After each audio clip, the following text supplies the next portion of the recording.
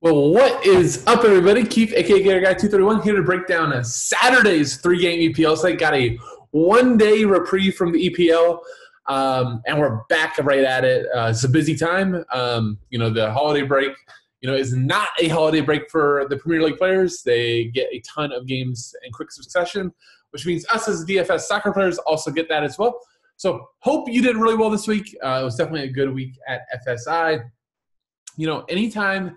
I think, for us that, I really tried to promote an optimal type of building where we're targeting floors, targeting set guys, in GPP changing up into some goal scorers and taking more risks. Anytime, floor guys are having a good day, it's normally a good day for a lot of us at FSI. So if you're interested in joining, make sure you check out the link and the details. And if you're not, but enjoy the videos, please hit the subscribe button in the bottom right. We'd love to just have you as a viewer.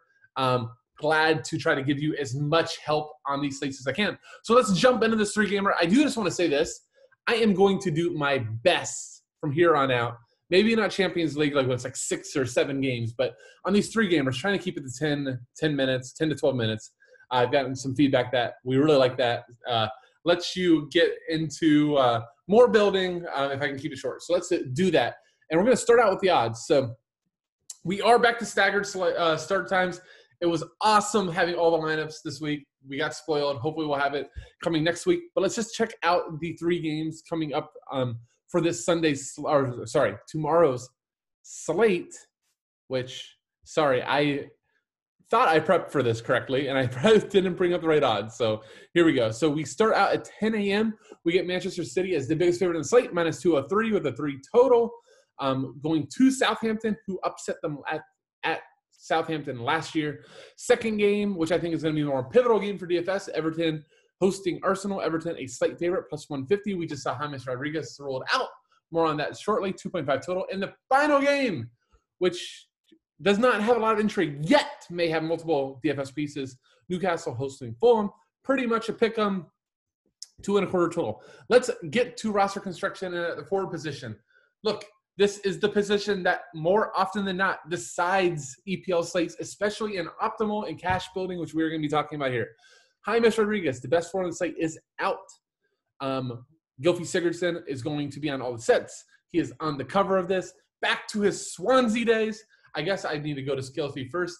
We are hoping that Gylfi Sigurdsson is back to those days now that he's on almost a monopoly of set pieces. Also on PKs is the focal point of Everton's attack.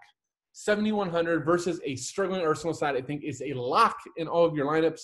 He will be in almost all of mine at 7,100. Back in Swansea days, we paid 10,000, 11,000 for those that have played soccer for a while, DFS soccer for a while. So Gylfi is our lock. You're welcome for giving you a 95% owned cash play in this. While we're at it, let's give you the other 95% owned play is Kevin De Bruyne. Look, I think both of these in GPP are great fades if you decide to do so, right? Like, yes, they are extremely high floors, great ceilings, but anytime in soccer, especially in an event-driven sport that you have, guys are going to have that such high ownership, looking for leverage off of them in GPPs makes a ton of sense. Cash games, not so much. So cash/optimal single entry, king of the pitch, those type of things. These are the ways I'm going to start my line, and those are the only 2 locks I'm going to give you. All right, let's now go to the forward position. So I think the big thing is just how you're going to view City. Do you think that you need to jam in multiple pieces? Because if so, Kevin De Bruyne is your one. Probably your second one is a forward piece. So are you going to take a Mahrez? Are you going to take a Sterling? Or you can take a Jesus? Personally, I think they might be all overpriced for their floors. They are not overpriced for their upside. I think with that in mind, if you are going to take some, like here's the thing, Sterling and Mahrez, more than likely, at 91 and 9,400, you need like 8 to 10 floor points to really make it worth it. I think Mahrez could touch that, but both of them probably need a goal or assist. So if you're going to pay up for a City piece, why not just pay up 7,900 for Jesus? Or we saw him healthy and shooting, not shooting great, but we have Kun Aguero down here at 6,700. I'll tell you, if Kun Aguero starts at 6,700, even though we're probably only going to have 70 minutes of him, I think it's tough to fade him in this spot. A goal, and obviously Yahtzee, he's 2 times his salary expectation. Easier to swallow than like 9,400 for Sterling or Mahrez 9,100. I think they're fine. I just don't necessarily think they make optimal builds. A guy like Richarlison very much could. We know Richarlison has a floor. He scored last game. Very, very active. And I think that, versus Arsenal, he will have chances. Look, I don't remember. I think Bellerin's back at right back. I didn't even think about this before I got on. So sorry. Yeah, Bellerin's back from suspension. So I do think that Richarlison can give Bellerin some fits. I think Maitland-Niles is actually more fit to deal with a guy like Richarlison. Regardless, 8,300 I think is a really nice floor play. Wilson, more GPP, needs a goal to pay off. Danny Ings, same deal. I don't think you're really targeting him versus City. Outside of GPP, great leverage spot. Lookman away, probably not. Saka, I think, is fine for cash. Calvert-Lewin, goal or bust. I'd much rather play Richarlison for cash. Willian is the other cash play. I think we need to see who starts at right wing, right? Because if Nico Pepe, we saw midweek, 6,200 is still too cheap for his role. Look, I think if Arsenal is just being real with themselves, they've just got to swallow the pill and play Nico Pepe. Just think he brings so much more to the team than Willian ever does. But regardless, I think there's a really good chance you play one of Pepe and Willian, plus either Richarlison or looking at Ivan Cavallero. Even with Harrison Reed, I made a huge mistake in the late slate. I paid Harrison Reed thinking he would be on some set pieces, and he's like min-priced. It was still Cavallero. So I think at this point, without seeing like Joe Bryan or Tom Kiernan, I think we can safely say that Cavallero has sets for Fulham. 6,900, I think he's a really good cash play. So I think your cash forwards are City forward, Cavallero, Richarlison, or the Arsenal guy, so Pepe or Willian. That's where I think you are likely to go. If you want to change it up, play somebody like Aubameyang. You think that Arsenal is going to get off the schneid. 7,000 is still a little bit less than you normally pay for him. Lacazette, Nketiah, Joe Ellington. Like, to me, those are all GPPs. So I just gave you the cash plays. Let's go to midfield. I already took off 2 of our spots. So, at that point, what is going to be there? It's actually funny. Like, we see a ton of these MF guys. James Ward-Prowse. I love James Ward-Prowse in normal weeks. I don't like targeting set takers versus City. You got to keep in mind, City's going to have so much of the ball that set takers, that floor comes so much down. You think Ward-Prowse is going to score on a set piece or something like that, feel free. To me, he's more GPP. Matt Ritchie overpriced if he's in, and plus he's in that final game. We're not sure if he will be there. We'll know City, but my guess for City is Mahrez, Sterling, Jesus or Aguero up top, Kevin De Bruyne in the hole. Center defensive midfielders like Rodri, Fernandinho, Gundogan, whoever they want to play. So I doubt Phil Foden starts for a second straight game. As we go down, Ryan Fraser is the guy that I'm really intrigued by. The sucky part is Ryan Fraser, you don't know for sure will be in until the final game. Ryan Fraser, somebody at Bournemouth, if he was 6,600, we would target in a heartbeat. He was great versus Leeds on a Monopoly set pieces, I believe. Sorry, I didn't double check that before on. But taking most of set pieces versus Leeds, had a great game. 6,600 for him is a great play. The cool part, if you do play a guy like Frazier and he is not in, let's say that John Joe Shelby is in, Shelby is cheaper, so you can easily make that swap. If you leave one other spot, maybe you can upgrade defenders, something along those lines. Ferran Torres have been at 6,300. If he plays right wing over Mahrez, I'm very, very okay with that. Let's just scroll down here. See if anybody else stands out. Iwobi, if you want a revenge goal, I think it's fine. I don't think Iwobi has too much of a floor, but he's probably playing right wing. Everton is very short-handed, so good chance that he plays 75, 85 minutes.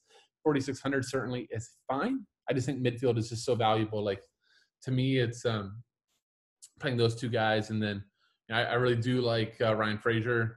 I guess that's probably the other guy. So maybe utility isn't as valuable. Maybe you go a fullback or, hell, Alex Iwobi, revenge. Revenge never dies. Rodrigo has just been very interesting. He continues to put up big games. 4,100 gets you City exposure. I don't hate it at all. I think that wraps up midfield, outside of somebody popping up in the starting 11s that we don't expect. Defender. So typically I love fullbacks. I think DK underprices them. I don't think they did that on this slate. João Cancelo, 6,100, as long as he's playing right back, is okay. Is he a lock? I don't know. I think he's fine. If I can fit him, great. If I can't, I'm not going to sweat losing like a 7 to 9 4. I can easily, pay 2,000 lefts for like 6 to 8. So it's not a huge deal. Antonio Robinson, 5,000. Fulham's been playing this wingback system where he plays left wingback, Bobby Reed on the right. He's fine. Newcastle too, especially if Newcastle got ahead. Newcastle will sit back and let Fulham attack them. So I think 5,000 is okay. Ola Aina is playing like a right center back role, so 4,900, no way. The Southampton fullbacks, not so much. I don't think that they are something you need to target. Tierney, you need to count the center backs. I got so lucky. What was it? Wednesday, played him in cash.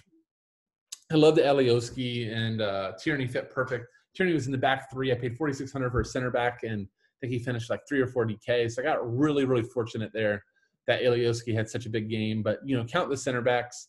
I think with Bellerin in, there's a good chance that Tierney will be back as a left back, and they'll play back four. So he's fine at 4,500 if he's in a back four. But if he's in that back three, that's way too much. Mendy, 4,300, probably will be pretty popular in the first game, getting a Man City fullback that cheap. Keep going down. Mason Holgate, I kind of gave a shout to last game.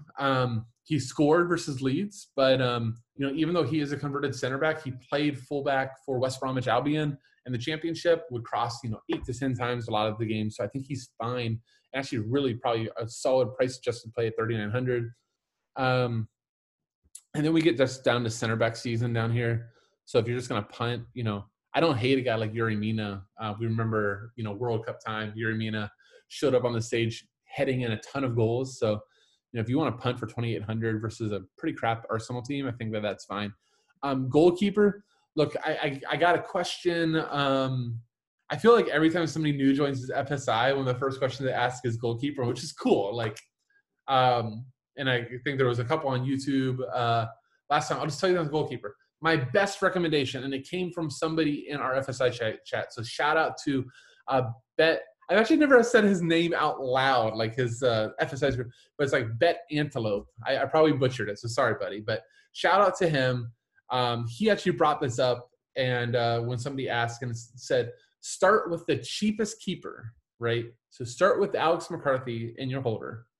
And once you're done and you like your lineup, if you have 900 or 1,000 left over, feel free to go up. But if you don't and you love everybody else except for keeper in your lineup, just leave it. Keeper is a bit of roulette. Alex McCarthy, like we just saw Hugo Lloris got peppered like crazy in the late slate on, Wednesday. Cheapest keeper on the slate. I think he ended up with like 11 saves, 2 goals conceded. That's 18 points. Was the highest scoring goalkeeper on the slate. One of the highest scoring players on the slate.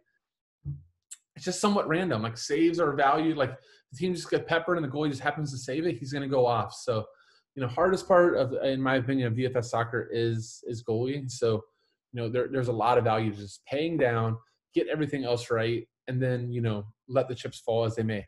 All right, that'll do it. I cannot see a timer. I hope I did well in the 10 to 12 minutes. In a little bit different format. Didn't go game by game, went by position. I hope that helps with your building. Once again, thank you all so much for watching. Keith, a.k.a. Gator Guy 231. Good luck on your contest. With that, I say, see ya!